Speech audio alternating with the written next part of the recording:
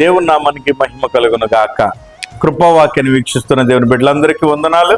ఈ శుభవేళ ప్రభు మనతో మాట్లాడుతున్న మాట ఇర్మియా ప్రవచన గ్రంథం 46వ అధ్యాయం 28వ వచనము చూస్తే, నేను నీకు తోడై ఉన్నాను.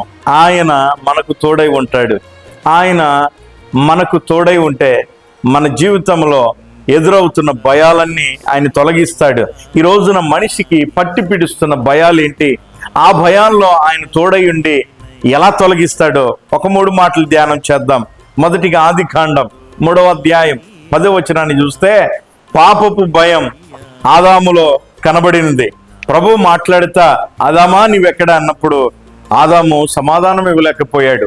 ఈ రోజున దేవుని సన్నిధికి వెళతా దేవుని స్వారూప్యం ఎరిగి దేవుడు మనకు దేవుడై ఉన్నాడని తెలిసిన కొందరి జీవితాల్లో పాపపు భయం ఇంకా వెంటాడుతుంది. అయితే వాక్యం అంటుంది, నేను నీకు తోడై ఉన్నాను. ఆయన మనకు తోడై ఉన్నాడు.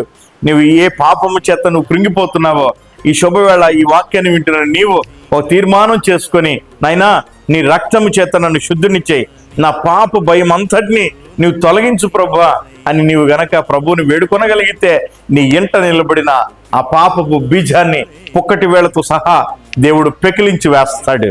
రెండవది ఆదికాండం 50వ అధ్యాయం 21వ వచనాన్ని చూస్తే, కుటుంబంలో బిడ్డలు భవిష్యత్తును గురించిన భయం.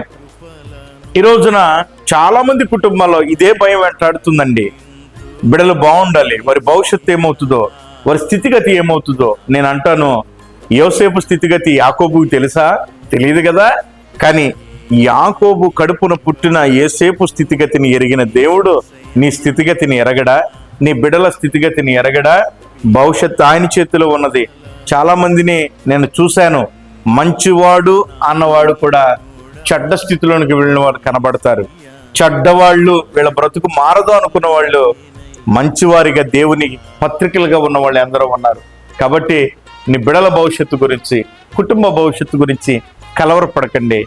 ఆయనే మన తోడు, ఆయన జీవమే మన తోడు. మూడవదిగా రాజుల 2వ గ్రంథం 19వ అధ్యాయం 6వ వచనం చూస్తే, మనుషులనే మాటలకు భయం.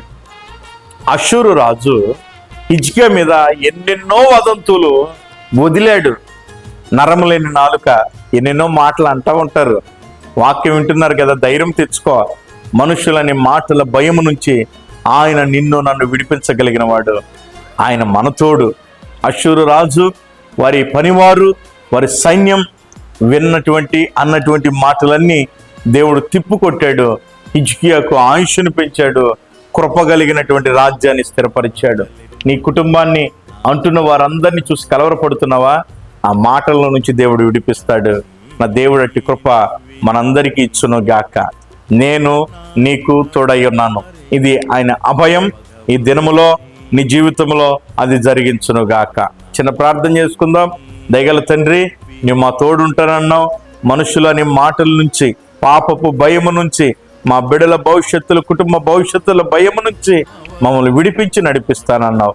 మా అందరినీ ఆ కృపతో నడిపించమని, ఈ మాటలు విన నీ బిడ్డలను కూడా ధైర్యపరచమని యేసునామమున అడుగుచున్నాను తండ్రి. ఆమేన్. God bless you. దేవుడు మిమ్మల్ని దీవించునుగాక. మన ఛానల్ సబ్స్క్రైబ్ చేయండి, అనేకులకు షేర్ చేయండి. ఈ కృపావాక్యాన్ని దీవెనకరంగా మీ జీవితంలో దేవుడు మార్చును గాక. ఆమేన్.